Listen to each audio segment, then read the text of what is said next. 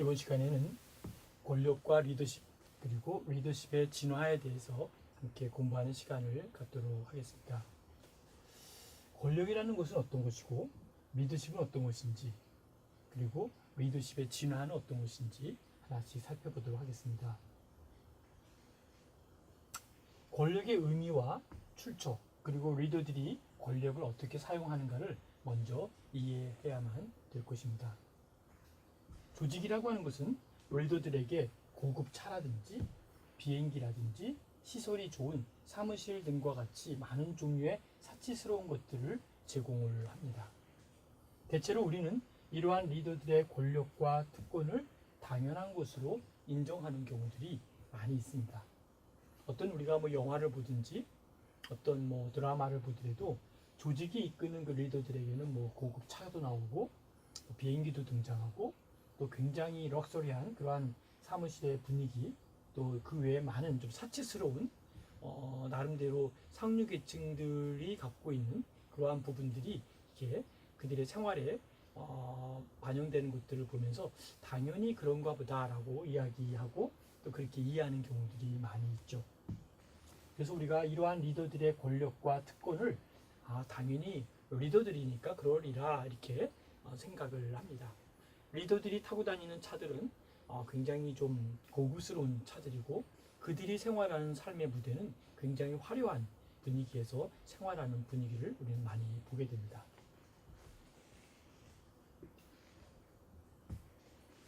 다음에 권력에 대한 정의를 잠깐 보면 권력이 뭔가 라고 하는 부분을 살펴볼 때 권력이라는 것은 A가 B의 말을 따르지 않을 경우 자신의 중요한 가치를 상실할 위험이 있을 때 A가 B의 말을 따르는 것을 의미한다라는 것이죠.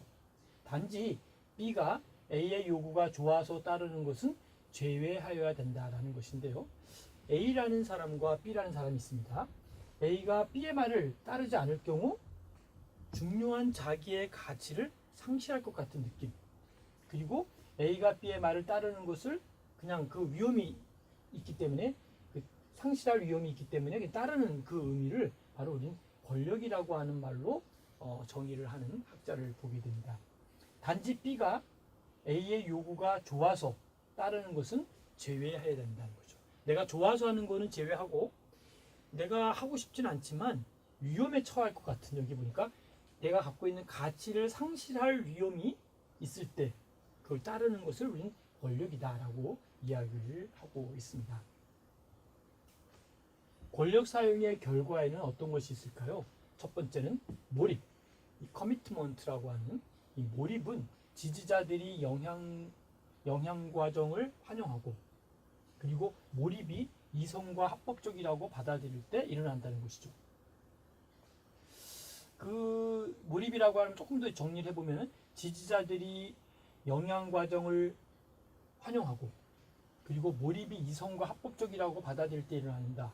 조금은 우리가 생각해야 될 여운이 남는 그러한 말입니다. 몰입이 과연 뭘까? 그리고 그 몰입이 이성과 합법적이라고 받아들일 때 일어난다. 이 말도 조금은 많은 깊이 생각해야 될 내재되어 있는 내용들이 많기 때문에 조금 더 이해하면서 우리 좀 더 설명을 다시 하도록 하겠습니다. 두 번째는 권력에 대한 다른 잠재적인 반응은 복종이라는 거죠. 자, 이 얘기도 좀 생각해 봐야겠죠.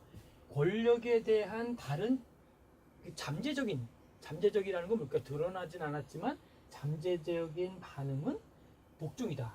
그러니까 뭔가 내가 따르는 것 같긴 하지만 뭔가 이게 거기에 잠재되어 있는 그 말, 다시 말하면 내가 이렇게 잠재되어 있는 그 반응은 그건 어떤 따르는 것이 아니라 복종이라는 게 복종. 세 번째, 권력에 대한 가능한 반응은 저항이다. 권력에 대해서 가능한 어떤 반응하는 것은 바로 저항이다. 상당히 이 세 말이 권력의 사용의 결과에 따른 내용들이 상당히 많이 생각하게끔 하는 단어들이죠. 몰입, 권력, 반응, 잠재적 반응 이런 내용들을 머릿속에 두고 시작을 해보겠습니다. 자, 리더의 권력은 근로자들이 개인적 몰입이라고 하는 커미트먼트, 몰입과 리더의 아이디어나 혹은 결정을 수용할 때 증가한다라는 것을 이해할 수가 있습니다. 자, 리더의 권력이라고 하는 것, 파워라고 하는 것, 파워는 근로자들이 일하는 사람들이죠, 직원들이죠, 근로자들이 개인적인 각자 인디비듀얼한 개인적인 몰입과 리더의 아이디어나 혹은 결정을 수용할 때, 그걸 내가 받아들이겠습니다 라고 수용할 때 더 증가할 수밖에 없다라는 것이죠. 그러나 많은 리더들이 자신의 권력을 믿고 지나치게 의존하여 복종에 과도하게 집착하는 경우가 많이 있다라는 것이죠. 그래서 대표적인 예로 20세기의 악명 높은 리더로서 히틀러, 그렇죠? 스탈린, 폴포트 이런 대표적인 어떤 악명 높은 리더들이죠. 이들을 생각하면서 우리 앞에 있었던 내용들을 좀 정리하면 히틀러의 하에서는 그럴 수도 있겠구나. 히틀러에 있어서는 많은 리더들이 자신의 권력을 믿고 지나치게 의존하여 복종에 과도하게 집착하는 경우가 많은데 바로 이런 것들이 히틀러, 스탈린 이런 부분들을 기억하면 조금은 매칭이 되리라 생각을 합니다. 이들 권력의 근원, 오리지널 소스죠. 가장 기본적인 근원은 뭐냐라고 하면 이러한 약점을 이용하기 때문에 단기적이고 제한적이다. 장기적인 것이 아니라 무제한적인 것이 아니라 단기적이며 제한적인 것이다 라고 하는 말에 우리는 포커스를 둘 필요가 있습니다. 여러분이 알고 있는 권력, 여러분이 알고 있는 파워, 그건 과연 어떠한 힘인지 한번 조금 더 구체적으로 살펴보도록 하겠습니다. 1569년부터 1527년에 살았던 마키아벨리입니다. 마키아벨리는 사람들은 선한 행위를 하는 것만큼 나쁜 행위하는 것을 당연시하였기 때문에, 자, 선한 일을 하는 것에 대해서는 어때요? 당연하지, 뭐 착한 일을 하는데. 그런데 나쁜 행위를 하는 것도 당연시하였기 때문에 리더들에게는 가차없는 충고를 하였다라고 이야기를 하고 있습니다. 역사에 남을 만한 국가는 아무리 훌륭한 위정자를 가졌더라도 반드시 두 가지 기초 위에서 각종 정책을 시행해야 성공할 수 있다라는 것이죠. 그것은 정의와 힘이라는 것이죠. 자, 정의라고 하는 저스티스와 파워, 힘, 이것은 어디서 나왔냐? 역사에 남을 만한 국가는 아무리 훌륭한 위정자를 가졌더라도 반드시 두 가지 기초 위에서 각종 정책을 시행해야만이 성공하는데, 그것은 뭐냐? 저스티스와 파워, 정의와 힘, 여기서만이 성공할 수 있는 가능성이 있다는 것이죠. 저스티스라고 하는 정의는 국내에 적을 만들지 않기 위해서 필요하고, 파워라고 하는 힘은 국외적으로부터 나라를 지키기 위해서 필요하다. 아주 멋있는 말입니다. 우리는 살아가면서 정의와 힘이 필요합니다.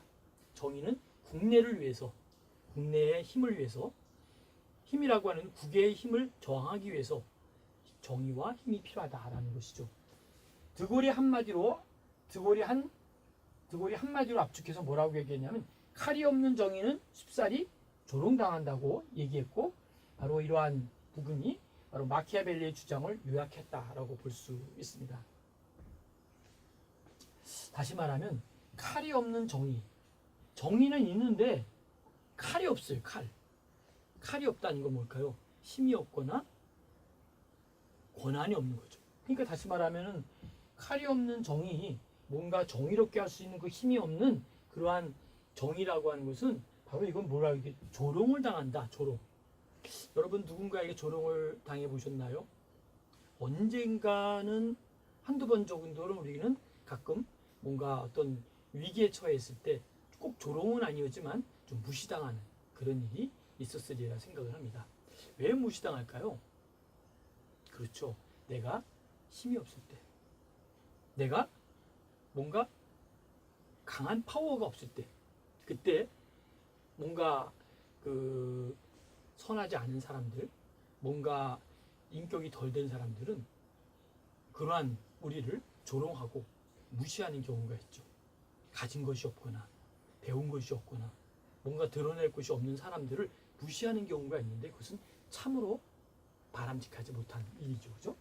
그래서 바로 얘기했던 말로 칼이 없는 정의는 쉽사리 조롱을 당한다. 아주 의미 있는 이야기입니다. 두 번째, 우리 문화에 따른 권력을 한번 살펴볼 필요가 있겠죠. 전통적인 조직들은 전형적으로 권력을 소수에 집중시키는, 경향들이 많이 있죠. 그래서 대부분의 조직들은 아직까지도 관리에 있어서 전통적인 그러한 사고에 머물고 있는 것이 사실이기도 합니다. 권력의 분배가 평등해서 권력의 분배가 잘 평등해서 평등하여질수록 조직의 성과는 어떨까요? 높아질 수 있다는 것이죠. 다시 역으로 얘기하면 권력의 분배가 평등하지 않고 불평등할 때 조직의 성과는 낮아질 수밖에 없다라는 것이죠. 연구 결과들의 영향으로 오늘날의 조직들은 가능한 한 한 권력을 평등하게 분배하려고 노력하고 있다는 것이죠. 권력을 좀 나누어 줄 수 있는 것, 힘을 나누어서 분산시킬 수 있는 것, 그것이 바로 더 좋은 문화고 더 좋은 조직이 될 수 있다라고 하는 것이죠. 권력을 분배하는 경우 다양한 문화 요소들을 고려하는 것이 중요하다라고 볼 수 있습니다. 왜냐하면 권력에 대한 지각은 놀랄만하게 문화에 따라 다르기 때문에 나타날 수 있는 현상이다라고 볼 수 있죠. 미국을 한번 볼까요? 미국은 근로자들은 좋아하는 관리자들에게 잘 따르는 경향이 있다. 그러니까 관리자가 너무너무 괜찮아요. 그러면 근로자들은 좋아하는 관리자들에게 잘 따르는 경향이 있고요. 불가리아 같은 경우를 보면은 근로자들은 관리자들이 합법적 권력 혹은 권위가 주어졌을 때 지시를 따르는 경향이 있다는 거죠. 미국은 자기가 좋아하는 관리자를 따르는 것이고, 불가리아 같은 경우는 어떤 합법적인 권위가 주어졌을 때 지시를 따르는 것을 좋아한다라는 것은 뭔가 문화적인 차이가 있다는 것이죠. 문화에 따라 다르기 때문에 이걸 어떻게 볼 수 있는지 한번 생각해 볼 필요가 있다는 것이죠. 권력의 차이가 낮은 나라의 근로자들은 그들의 상관을 부를 때 이름을 부르고 그들과 자유롭게 의견을 교환하며 그리고 의견과 불일치를 자유롭게 표현한다는 것이죠. 다시 한번 정리해 볼까요? 권력의 차이가 이렇게 높은 이렇게 것이 아니라 비슷비슷해요. 낮은 나라들은 근로자들이 그들의 상관을 부를 때 이름을 불러요. 그렇죠? 하이 토마스, 그렇죠? 하이 케네디 이렇게 이름을 부른단 말입니다. 그리고 그들과 자유롭게 의견을 교환해요. 내 생각은 이렇습니다. 그렇게 얘기를 하는데, 그리고 그들의 의견과 불일치를 나하고 안 맞는다면 당신의 뜻은 당신의 뜻이고 내 뜻은 내 뜻이다라고 이렇게 자유롭게 자기의 의사를 표현한다는 것이죠. 그런데 낮은 권력의 격차를 가진 낮은 권력이라고 하는 것, 낮은 권력의 격차를 가진 문화의 근로자들은 관리자나 리더들이 모두 질문에 대답할 수 있다고 기대하지를 않는다는 것이죠. 오히려 잘못을 범할 수 있다고 생각한다라는 것을 우리가 이해할 수가 있습니다. 자, 추종자에 대한 태도에 의한 권력의 출처를 살펴볼까요? 추종자의 지지 없이는 리더십은 존재하지 않는다라고 하는 것이죠. 그래서 리더의 권력 출처가 어디냐라고 하면 바로 추종자들이다라고 볼 수 있는 것이죠. 나쁜 추종자에 대한 광범위한 연구는 독일 나치당에 관련된 사례가 좋은 예다라는 것이죠.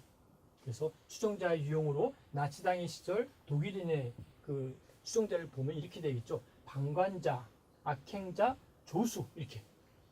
그렇죠? 방관하는 자, 악행하는 자, 그렇죠? 조수 이렇게 나눠서 정리를 했다는 것도 참고해 볼 필요가 있습니다. 나치 아젠다에 이의가 없거나 있다 하더라도 거기에 저항하는 대가가 아무것도 하지 않는 것보다 컸기 때문에 바로 이런 악한 행동에 동참한 것을 볼 수 있습니다. 악행자들은 그렇게 지시받았기 때문에 명령에 따랐고, 그리고 조수들은 악한 행동을 하길 원했기 때문에 이렇게 조수들은 악한 행동을 하길 원했기 때문이다라는 것이죠. 그래서 조수들은 총통에게 너무 헌신한 나머지 히틀러의 소망이 곧 명령이었다. 그런 좀 악순환이 생기는 거죠. 결론적으로 히틀러의 권력은 이들에 의하여 더욱 보강되었고, 이들이 없었다면 히틀러는 한낱 힘없는 리더로서 존재했을 것이다라는 것이죠. 히틀러를 히틀러 되게 만든 것은 바로 이러한 악행자라든지 조수라든지 이런 사람들이 오히려 히틀러를 더 히틀러답게 만든 그러한 힘을, 권한을 그에게 심어줬고 그에게 어떤 파워풀한 힘들을 그를 지지해줬다는 것이죠. 제 3절로 한번 넘어가도록 하겠습니다. 권한 부여, empowerment, empowerment 뭐 여러 가지 뜻으로 이해할 수 있겠지만 권한을 역량을 강화시킨다, 힘을 분산시켜준다. 이 부분이 바로 empowerment죠. 그래서 empowerment라는 것은 권력이 변화하는 어떤 측면을 도와주고 있는 건데요. empowerment, 권한 부여 혹은 권한 위임이라는 것인데 empowerment를 위한 리더십과 조직의 요소를 한번 살펴보겠습니다. 오늘날 권력을 조직이나 구성원들에게 분배하고 공유한다면 리더십의 기능은 더욱 효과적이라고 주장하면서 권한을 부여하는 다양한 움직임들이 조직 내에서 조용히 일어나고 있다라고 보는 것이죠. 임파워먼트라는 단어를 우리가 한번 생각하면서 과연 이것이 리더십에 있어서 어떠한 영향을 줄 수 있고 어떠한 파워풀한 힘이 되는지 한번 생각해 볼 필요가 있습니다. 조직의 문화나 구조의 변화를 위한 주요한 요소들의 하나는 바로 권한 부여의 움직임이다라고 볼 수 있습니다. 권한 부여라고 하는 것은 권력을 부하들과 공유하는 것을 의미하고, 그리고 의사결정과 집행 권력을 가장 낮은 지위로 이양하는 것을 의미한다라고 볼 수 있습니다.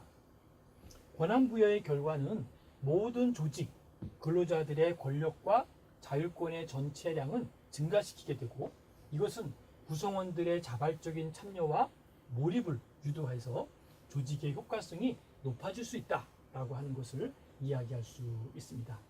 자, 우리 지금 계속 권한 부여에 대한 얘기가 나오고, 권한 부여의 결과에 대한 얘기를 나오고, 그리고 여기에 몰입을 유도하게 되는 것이 조직의 효과성이 높아질 수 있다. 뭐 이러한 좀 단계별로 설명을 하고 있습니다. 지금 계속 주제를 보면 권력과 리더십, 그 리더십의 진화에 대한 것. 권력과 리더십이 있는데 그것이 리더십이 끊임없는 시대와 상황에 맞춰서 진화되고 있다. 리더십이. 그래서 이 리더십에 대한 것을 한번 조금 하나씩 분석하고 리더십을 좀 새로운 각도로 정리하는 그러한 시간을 좀 우리 갖고 있는 것입니다. 거기에 하나가 empowerment라고 하는 권한 부여가 있다라고 하는 것까지 기억하시면 되겠습니다. 이것은 일본 경영에서 활발하였던 1970년대에 그 퀄리티 서클이라고 하는 질 서클이라고 하는 노력들, 그리고 the quality of the work life QWL이라고 그러죠. 그러니까 다시 말하면 삶의 질, quality of life라고도 하고 quality of work이라고 되죠. work life라고 얘기도 하고요. 그리고 그 자체 효용성에 대한 심리적 개념들이 empowerment라고 하는 역량 강화의 지각의 뿌리를 형성하고 있다라는 것이죠. empowerment 얘기 나왔으니까 말씀드리면요. 복지, 사회복지 입장에서 볼 때는요. 사회복지가 한마디로 무엇일까요? 라고 하면 저는 사회복지는 empowerment다 이렇게 이야기를 합니다. 다시 말하면 사회복지는 힘을 불어넣어 주는 거예요. 좀 더 구체적으로 empowerment가 뭘까요? 라고 얘기를 하면 이런 예를 들으면 좋을 것 같아요. 어떤 언덕으로 올라가는데 어떤 할아버지가 리어커에다가 잔뜩 폐유지를 담아서 올라가고 있어요. 처음에는 가파른 길이 아니니까 서서 올라갑니다. 그러나 어느 경지쯤 올라가면은 올라가는 그 힘과 이 무게가 밑으로 끌어들이는 힘이 맞부딪혀가지고 더 이상 올라갈 수 없고 그렇다 내려갈 수도 없는 막박 어떤 그런 분기점에 딱 도달하게 되죠. 올라갈 수도 없고 내려갈 수도 없는 그 상황에 누군가가 지나가다가 그 리어코를 밀어주는 힘, 밀어줬을 때 그 가볍게 그 쭉 올라갑니다. 그 누군가가 밀어주는 그 힘이 바로 empowerment다라고 하는 것이죠. 쉽게 조금 더 이해가 되죠. 그러니까 누군가가 지쳐있고 힘들고 어려울 때 뒤에서 밀어주는 거죠. 뭐 또 다른 예를 좀 쉽게 든다면 그네를 타는 사람이 그네를 열심히 타고 있어요. 근데 그 그네를 타다가 이제 힘이 딸려가지고 더 이상 못 따르고 올라가지 못하고 왔다 갔다 할 때 누군가가 뒤에서 쫙 밀어줬을 때 그 파워, 힘으로 인해서 어때요? 그 그네가 다시 힘을 내서 올라갈 수 있는 그 힘, 그것을 empowerment다라고 하는 것이죠. 자, 아무튼 empowerment에 대한 지각의 뿌리를 형성하고 있는 것인데 empowerment 권한부의 리더십과 조직의 요소를 보면 바로 이러한 부분이 있다는 거죠. 리더십의 요소는 그리고 조직의 요소가 있다라는 것이죠. 하나만 볼까요? 리더십의 요소 중에 긍정적이고 감정적 분위기를 창조한다라고 하는데 이 조직의 요소는 분권화된 구조 이렇게 보는 거죠. 리더십의 요소로 높은 성과 기준을 책정한다라고 했는데 여기서는 리더의 적절한 선택과 훈련 이런 식으로 정리를 할 수 있다라는 것이죠. 더 나아가서는 뭐 주도적이고 책임성을 고무시킨다라고 하는데 근로자들의 적절한 선택과 훈련, 공개적으로 개인에 대한 보상이 있는데 여기는 관료적 구속을 제거, 평등과 협력을 실행하는데 조직의 요소는 권한부의 형태를 보상, 그죠? 부하들에게 확신을 표현하는데 조직의 정책을 정형화하고 개방하는 것 이런 식으로 나눠서 볼 수 있다는 것이죠. 자, 자신감이 부족한 직원들은 권한을 위임받는 것에 매 번번이 저항을 할 수밖에 없다라고 하는 것이죠. 다시 말하면 이럴 경우 리더는 저항을 하는 직원이 자신감을 가질 수 있도록 도와줘야 된다는 거죠. 저항을 하는 사람이 있는데 자신감을 가질 수 있도록 도와줘야 된다는 것이죠. 도움을 주는 일도 매우 힘들기 때문에 리더는 꾸준한 인내와 한결같은 마음으로 이러한 과정을 슬기롭게 이겨내야 될 것이다라는 것이죠. 권력과 리더십의 진화에 대해서 우리 공부하고 있습니다. 자, 성공적인 인파워먼트를 위한 전략이 있습니다. 80대 20의 법칙. 그리고 직원들에게 열정을 불어넣어 준다. 나아가서 성공적인 인파워먼트를 위한 조언이라는 것이죠. 그러니까 그들에게 너무 많은 힘을 가져오는 게 아니라 그들이 할 수 있도록 자꾸 권한을 위임해주고 힘을 불어넣어주는 그런 부분과 함께 직원들이 열정을 불어넣어주고 성공적인 인파워먼트를 위한 조언을 해주는 것, 이런 부분들이 매우 유익하다라는 것이죠. 권한 위임의 한계를 명확히 해야 된다는 것, 그리고 인파워먼트의 배경을 명확히 설명한다는 것, 그리고 지속적으로 인파워먼트를 수행한다는 것. 한 번만 밀어주는 것이 아니라 끊임없이 변함없이 한결같이 계속 밀어주다 보면 그들이 나도 할 수 있겠구나, 뭔가 자유로운 분위기와 어떤 경직적이지 않은 분위기, 뭔가 어떤 그 일을 하면서 굉장히 행복한 분위기, 이런 것들을 우리가 보고 느낄 수 있다라는 것이죠. 권력의 밸런스, 균형을 얘기하고 있습니다. 밸런스 오브 파워. 권력의 배분은 누가 권력을 가져야 하는가? 누가 그 권력을 가져야 되는가? 누가 권력을 원하는가? 이것도 후입니다. 누가 원하나? 당신 조직에서는 누가 권력을 가져야 하는가? 이 조직에서 이 많은 사람 중에 누가 그 조직에서 힘을 가져야 되는지, 이 파워에 대한 얘기를 정리할 수가 있습니다. 인파워먼트, 권한 위임이란 개념 자체가 잘못되었다는 것은 아닙니다. 하지만 바람직한 개념도 아니라고 루카스는 말하고 있다는 것이죠. 물론 이 두 개념, 권한 위임과 권력의 밸런스 오브 파워, 이 두 개의 힘 간의 타당성 문제가 거론될 뿐이지 서로 많은 뭐가 있을까요? 유사점들을 가지고 있다는 것이죠. 그러나 권한부여 개념은 뭘까요? 모호하고 애매모호하다는 거죠. 권한부여가. 그리고 적용하는 데 있어서 문제점을 어때요? 내포하고 있기 때문에 문제점을 갖고 있는 거예요. 그렇기 때문에 권한의 배분 개념을 대신 사용한다면 권한 위임을 보완하여 줄 수 있으며 조직의 효과성을 가져오는데 더 어때요? 적합하다라고 하는 것을 제시할 수가 있습니다. 자, 인파워먼트에 대한 부분, 권한 부여에 대한 개념, 이런 여러 가지를 함께 우리 공부를 했습니다. 계속 반복적인 내용이지만 즉 권한 부여라고 하였다고 하여 기대한 성과가 순조롭게 이루어지는 것은 성급한 결론이다라는 것이죠. 권한 위임하자마자 곧바로 막 성과가 나오는 이런 것은 아니라는 것이죠. 마치 권력 위임의 개념이 권력 배분 혹은 권력 균형의 개념으로 변화의 필요성을 주장하기 때문에 아래 루카스의 이론을 소개하려고 한다라고 보고 있습니다. 자, 예를 들어 루카스의 이론을 좀 정리해 볼까요? 루카스의 권한 위임이 적절치 못한 이유가 있습니다. 첫 번째, 예를 들어서 위임받은 사람이 어떤 권력을 위임받았죠? 위임받은 사람이 그 권력을 원치 않거나 나는 받고 싶지 않아, 또는 행사하는 방법을 모르거나 권한을 줬어요. 근데 그 키를 맡겼습니다. 이 자동차 당신이 타요 하고 딱 줬는데 이 사람이 키를 받았지만 운전하는 방법을 모르는 거예요. 그리고 나는 운전하고 싶지 않은 거예요. 이렇게 생각하면 되는 거죠. 운전하는 방법도 모르거나 그 운전을 하고 싶지 않거나 그 자체를 두려워하거나, 나는 운전하다 보면 사고가 나요 하고 두려워하거나, 자신의 입신양면을 위해서 내가 운전하다 사고 나면 이거 뭐 지금까지 쌓아올린 그 뭐라 그럴까 공덕이 다 무너지는 게 아니냐.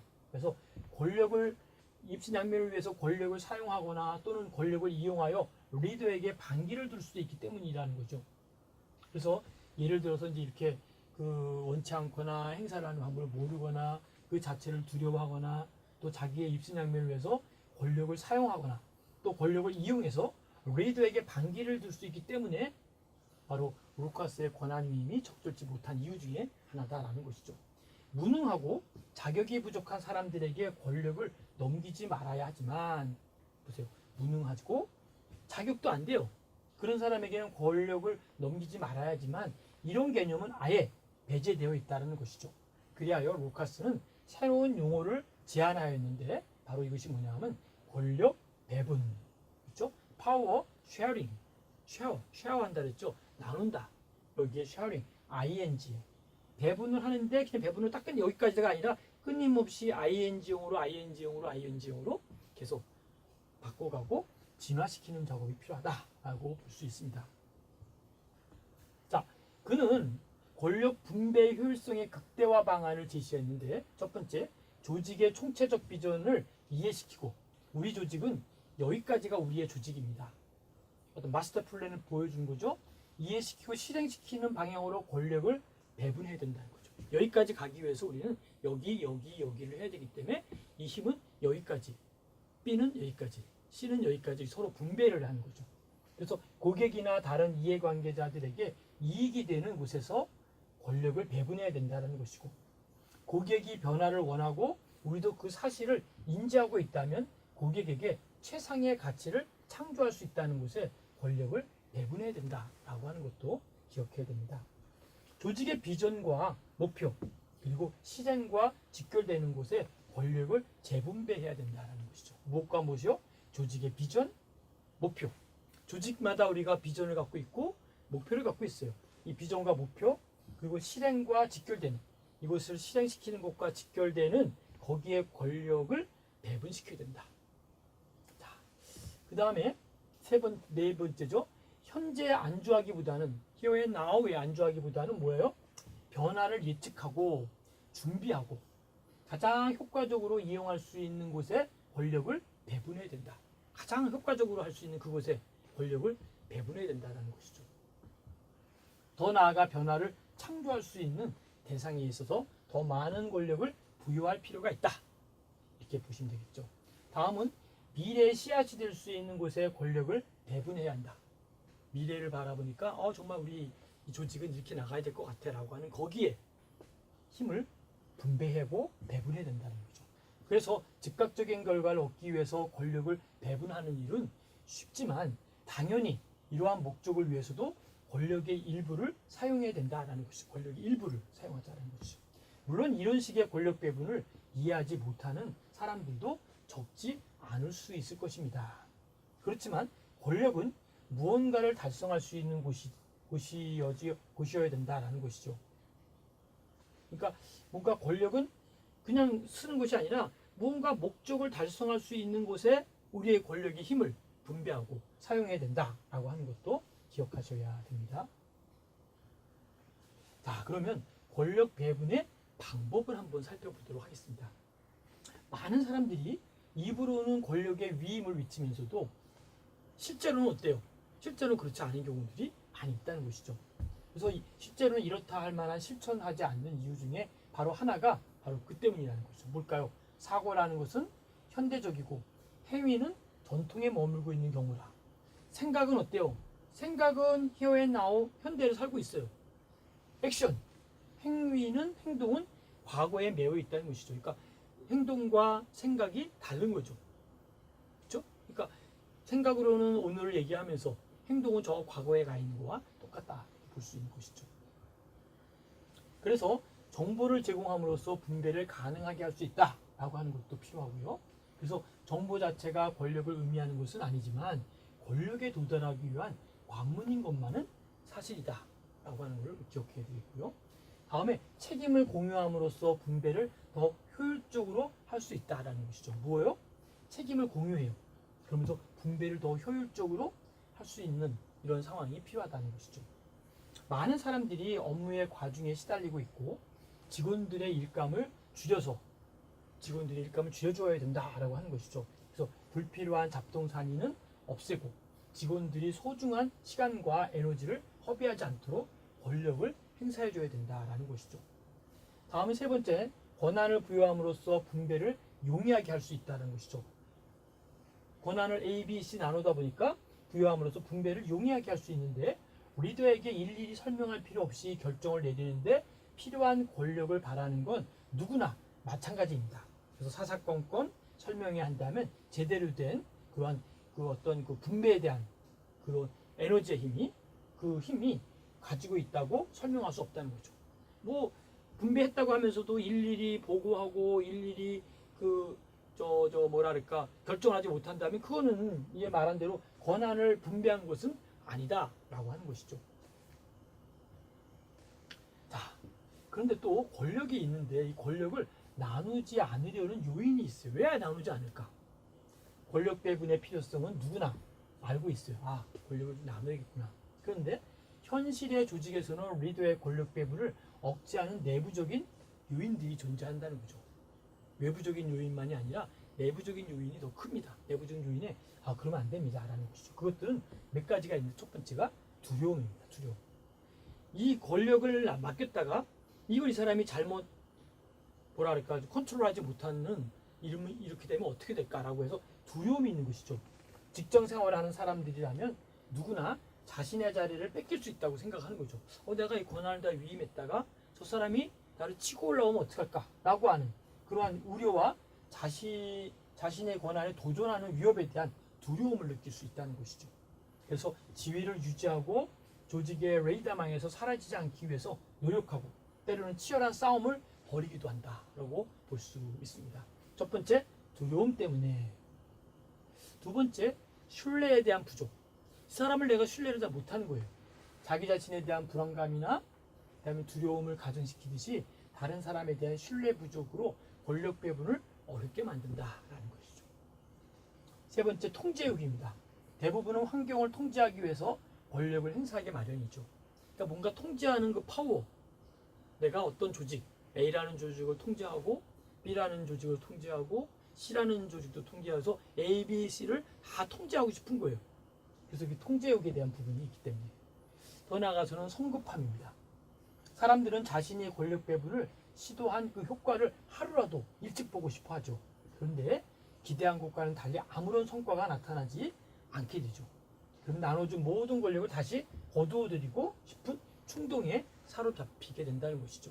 당장 오늘 그 땅에다가 그 모종을 하고 곧바로 그 다음날부터 빨리빨리 뭔가 거두려고 하다 보면 이거는 되어지는 일이 아니라 오히려 안심만 못하고 분배 아니함만 못한 일이 될 수밖에 없다라는 것이죠. 다음에 무지죠. 무지. 모르기 때문에. 직원들의 개성과 관심사와 가치관 그리고 능력 이것에 대해서 잘 모르기 때문에 권력을 나누기 힘들다라고 하는 것이죠. 때문에 유능한 리더는 이 점을 충분히 고려해야 된다는 것이죠. 그들의 개성, 그들의 관심사, 그들의 가치관, 그들의 파워, 카파시티 이 능력을 잘 알게 되면 이렇게 맡겨도 되겠구나 라고 볼 수 있다는 것이죠. 권력을 나누지 않으면 직원들의 솔선수범도 기대하기가 어렵다는 것이죠. 권력을 솔선수범하도록 하기 위해서는 나눠줘야 돼. 여기까지는 당신의 일, 여기까지는 당신의 일, 여기까지는 A고, 여기까지는 B고, 여기까지는 C고, 여기까지는 D고. 그래서 구분을 해놔야만이 서로의 열의를 성실하게 할 수 있다는 것이죠. 몇몇 사람들을 제외한 대부분의 자리만 지키면 수수방관하는 조직이 무슨 재주로 성공에 이룰 수 있겠는가? 자리만 차지하고 있고 뭔가 소신껏 일하지 않는 사람들이 많다면 그 조직은 성장할 수 없고 무너질 수밖에 없는 그러한 일이 될 수 있다는 것이죠. 권력을 받을 자격이 있는 사람과 자격이 없는 사람이 있다는 것이죠. 첫 번째, 권력을 받을 자격이 있는 사람의 성향은 뭘까요? 권력의 한계를 인정하고 수용하는 것이죠. 그 다음에 유연성을 갖고 있고 너그러움도 있고 겸손도 있고 정직하고 넓은 시야를 갖고 있고 여유로운 생각을 갖고 있고 분별력과 정의와 열정을 갖고 있는 것이 바로 권력을 받을 자격이 있는 사람들이 하나의 속성이다라고 볼 수 있습니다. 권력을 받을 자격이 없는 사람들이 있어요. 독재자, 권력을 가지면 안 되겠죠? 감시자, 이것도 권력을 가지면 안 되겠죠? 기술 관료, 용서하지 않는 사람, 반대를 일삼는 사람, 숨기기에 급급한 사람, 희생양을 만드는 사람, 이런 사람들은 권력을 받을 자격이 없는 사람입니다. 잘 구분하시기 바랍니다. 여러분들은 어디에 속하는지, 권력을 받을 자격이 있는 곳에 속하는 것인지, 혹시 권력을 받을 자격이 없는 사람에 속하는 것인지 모르지만 아무튼 여러분들은 전자에 속한 사람이라고 저는 생각을 합니다. 리더십에 대한 진화를 한번 살펴볼까요? 리더십의 내용은 다프트죠. 다프트는 리더십 사고와 행동, thinking과 behaving의 진화를 4시기 이후 혹은 시대를 걸쳐가면서 설명하고 있다는 것이죠. 그래서 리더십의 진화를 설명하기 위하여 리더십 업무가 마이크로 레벨 혹은 매크로 레벨인가 혹은 환경적 조건이 인정한가, 안정한가, 환경적 조건이 안정한가, 마이크로 레벨인지 매크로 레벨인지, 그러니까 마이크로라고 하면 뭐죠? 협의적인 레벨인지 아니면 매크로 거시적인 레벨인지를 한번 구분하면서 더 나아가서는 환경적 조건이 나름대로 안전한가라는 것을 살펴봐야 된다는 것이죠.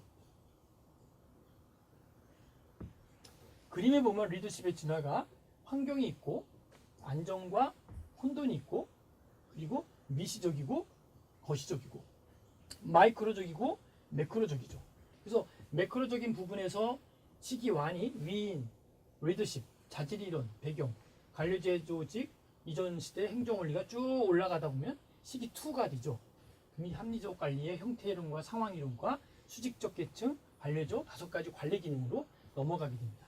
그러면 이것이 다시 시기 3로 오죠. 그래서 팀 리더십이 돼서 혼란과 권한 부여와 퀄리티에 대한 부분, 수평적 조직과 기능 횡단 조직 그리고 축소에 대한 부분이 되고 마지막 시기 4는 촉진하는 리더십으로 돼서 비전의 공유, 제휴, 관계, 타인에게 개인의 자질 개방을 하고 학습 조직과 끊임없는 변화와 적응을 이루는 리더십의 적응으로 진화로 나타날 수 있다라고 볼 수 있습니다. 자, 여러분, 리더십에 대한 긴 내용들을 한번 권력에 대한 분배를 함께 생각을 해보고 어떻게 우리가 이 문제를 해결해 나가야 될지를 좀 더 심도 있게 공부했습니다. 경청해 주셔서 감사드리고요. 다음 시간에 다시 뵙겠습니다. 수고하셨습니다.